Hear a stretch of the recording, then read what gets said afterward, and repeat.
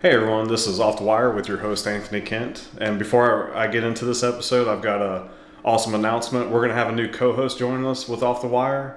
I'm not going to spoil it and tell everyone who it is. We'll make that introduction in the next episode. But I'll say this is a person that I've known for quite some time. This is a person that I reach out to when I need help or want, to get some thoughts or input on stuff. We've loved to bounce ideas off each other.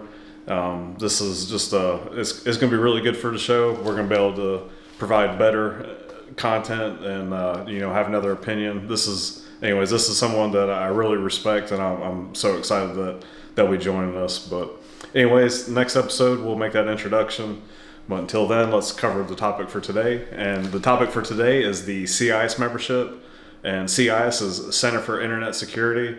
And this is something that I think a lot of the local government folks that are watching or listening, I think a lot of those folks are probably familiar with the CIS membership, but I really don't hear a whole lot of talk about it with electric co-ops. Any organization can take advantage of this. It doesn't matter if you're a electric co-op, local government, small organization, or a huge organization. The CIS membership has something for everybody.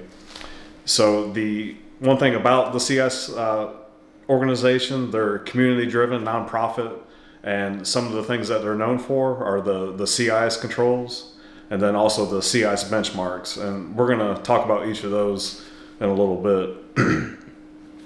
Some of the other things that they're known for is a couple of ISACs. The first one is the Multi-State Information Sharing Analysis Center, or the MS-ISAC.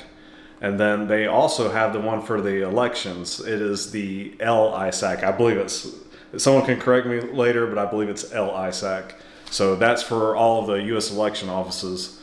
So they've got two awesome information sharing analysis centers, and they do a lot with that. Just one thing I really love is how they customize their pricing and their products depending on the size of your organization or your needs. So, I've mentioned that this is a lot of bang for your buck, or this is a good price, and I'll cover just the bottom three layers of their pricing. And this is MSRP. This is no discounts, and also this doesn't include if you're gonna pay for the membership for multiple years. If you pay for it, 2 or 3 years at once, you'll get a decent discount to do that. But for those organizations where they are under 49 users, it's a little over $1,400 a year. For those organizations that are under 99, between 50 and 99 users, it's $2,400. And for those our size, we're just a hair over 100, so we're in the next category where it's 100 to 249. And for those organizations, it was $3,900. And actually, they had a little bit of a promo, and we did it for, I think it was $3,500.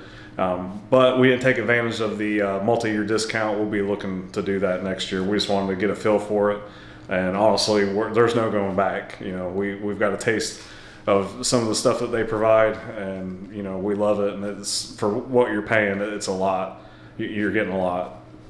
So the CIS controls, this is basically information security controls, and just like their pricing, they tailor it based off of your size.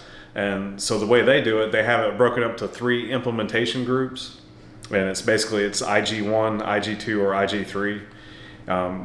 It's not too long ago, they just revised the versioning. They're on version 8 of their controls, and it includes a total of 18 controls and 153 safeguards or checks. Basically, you've got the control family, and then you'll have individual checks underneath that. So the total is 153 if you do IG3 all the way. But for those, like I said, you can tailor it based off your size of your organization or the expertise in your organization. A lot of folks are going to start with IG1. IG1 has a total of 56 safeguards or checks. And this is basically considered like your essential cyber hygiene. These are things that everyone should be doing. And, this is for folks that have a limited IT staff, and may or may not have a cybersecurity person on staff. The next step up is for IG2, and they add 74 additional safeguards, so that puts the total at 130 checks or 130 safeguards. And this is for folks that typically employ they've got a little bit bigger IT staff, and they typically have a dedicated cybersecurity professional on staff as well. And then the next level up And it isn't just about the amount of controls. When you go from IG2 to IG3, it's only 23 additional safeguards or checks, but those 23, some of those are kind of hard to meet. But anyway, so this puts the total at 153, like I mentioned earlier. And this is for folks that, they definitely have a decent sized IT department and team, and they also typically have a team of cybersecurity professionals at hand. So some of the control families are inventory and control, data protection, access control management, continuous vulnerability management, data recovery, security awareness and skills training, incident response management. And they've got several other families, but I'm not going to cover each and every one of them. So they basically cover all the different sections. It's really a good system. I have come from the DoD, have DoD background outside of electric co-op, and I can tell you these controls, for some of these organizations, the controls get out of hand. I started off, we did, for the Department of the Navy, we did DIACAP controls, and we had a total of 384 controls. Or 384 checks, and then we moved over to NIST RMF Risk Management Framework, and they have thousands of controls. I forget the number, but I mean it was thousands of controls.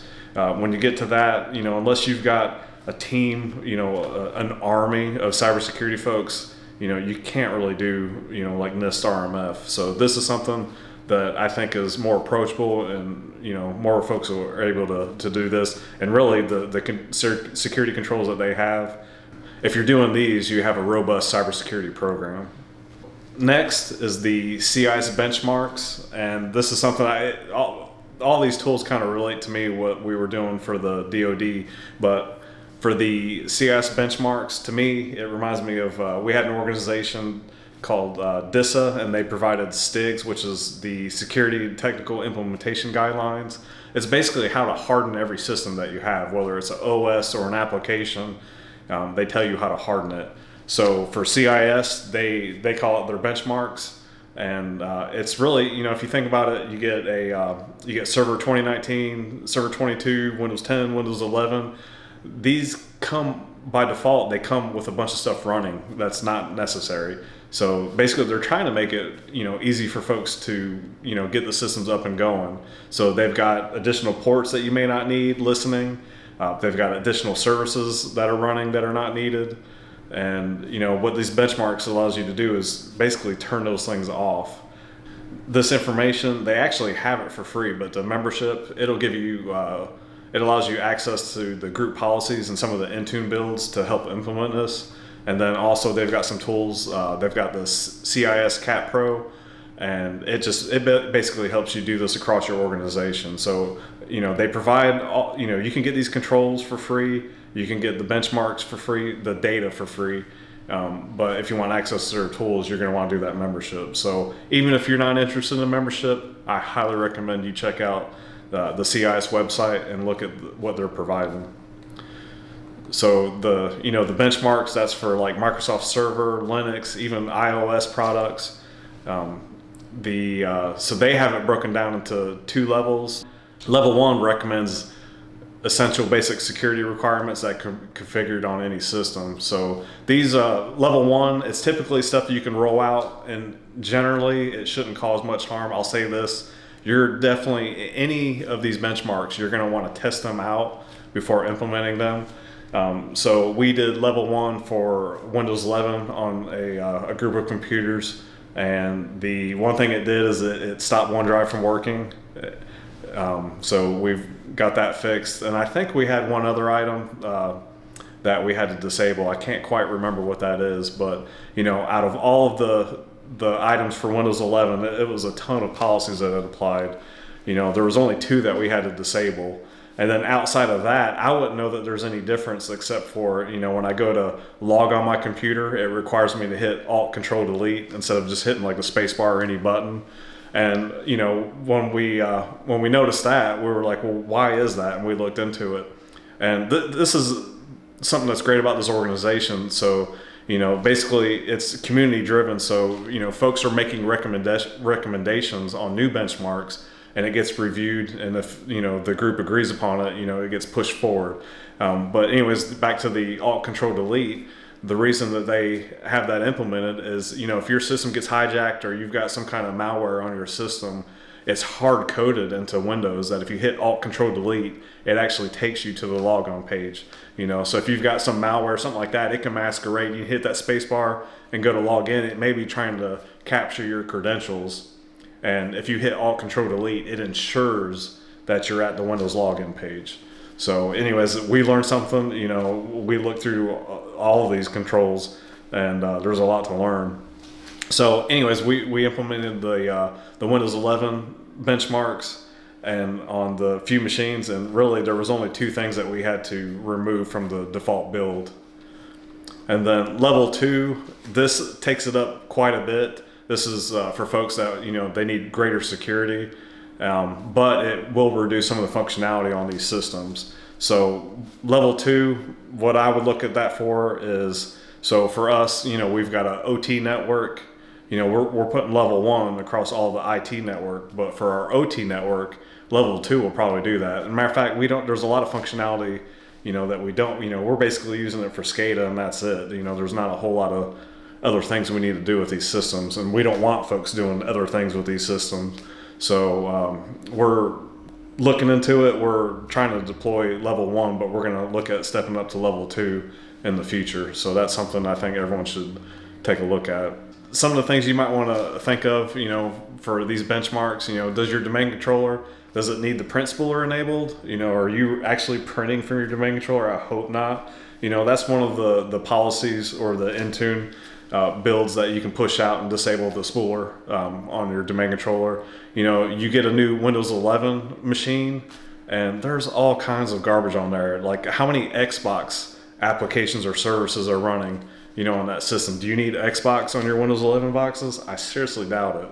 But anyways, like these benchmarks, when you apply them, it removes all of that. So it's definitely a great asset.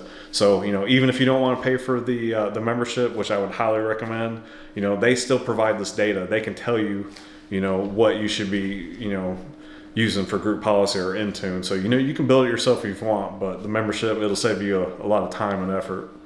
So CIS, the Center for Internet Security, they also have some other things. They have a managed security services for basically for U.S. state and local government. Those organizations, they can use them for MSS. I believe other organizations can. Don't quote me on that. You may want to look into that. They also have Endpoint Security Services. And the thing that I like about this is they use CrowdStrike. So I know a lot of North Carolina local government folks, they're using CIS for CrowdStrike. And anyways, CrowdStrike is an awesome tool. So I'm glad to see that they're using that for their endpoints. They also have a service that they provide. It's called MDBR Plus, and that's Malicious Domain Blocking and Reporting Plus. Basically, this is like some cloud service that utilize with DNS, and they can basically just make sure they're blocking malicious websites and get reporting on that. So that's good for those folks that need that. Anyways, it's just a lot of tools that they offer for relatively low price considering what you're getting. And they also have what they call the Albert Network Monitoring and Management, and basically this is an IDS system that they will manage for you. So with that said, I think CIS membership, it provides quite a bit for an organization, especially at the price. Before you go down spending another $30,000 for a new security tool, I would definitely recommend you looking at the CIS membership. You're going to get a lot more bang for your buck. Having hardened images, these hardened OSs, these hardened applications, and then for those that aren't doing security controls yet, this is one of the easiest ones that you can implement. I would highly recommend it. There's other, you look at ISO 27001, you can look at NIST. They have another set of security controls. There's a lot of other stuff. I know the NRECA did I think it was Axis, but I really don't think you can get a better set of security controls to start with than what CIS provides, and especially since you can tailor it to the size or the needs of your organization. So with that said, I hope you all learned something. I really suggest you look at the Center for Internet Security, whether you want that membership or not, just because they've got a lot of information out there that anyone can take advantage of. So with that said, hope everyone enjoyed the show, and we'll talk to you in the next episode. Thank you. Bye.